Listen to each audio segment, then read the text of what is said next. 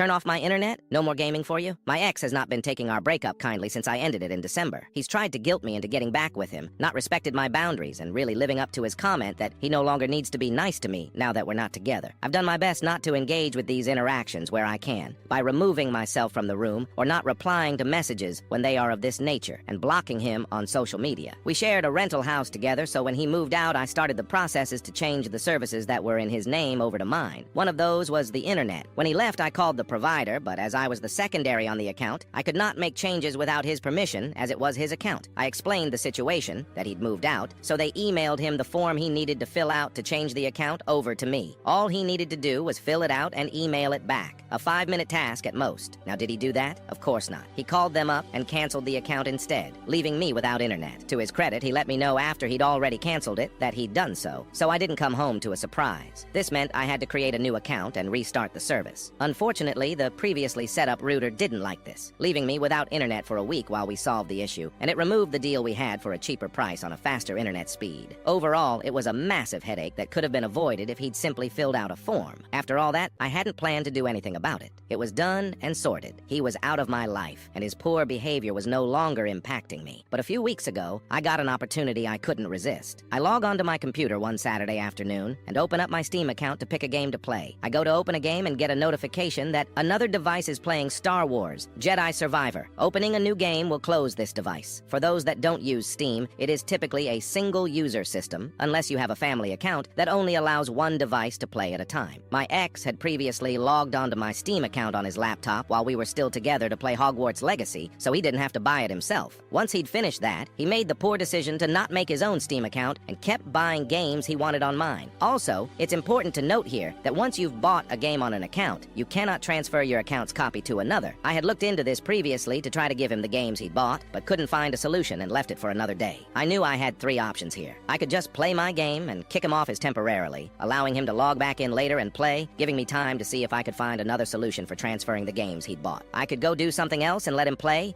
I could change my password and kick him out permanently. So what did I do? I picked option 3. I kicked him out permanently mid-game with no courtesy message first. 10 minutes later, this boy has the audacity to send me a message asking for my Steam password. I did not justify him with a response. The icing on the cake? Turns out he was out at sea for work with minimal internet. So even if he created his own Steam account and bought himself the games, he would have struggled to download them.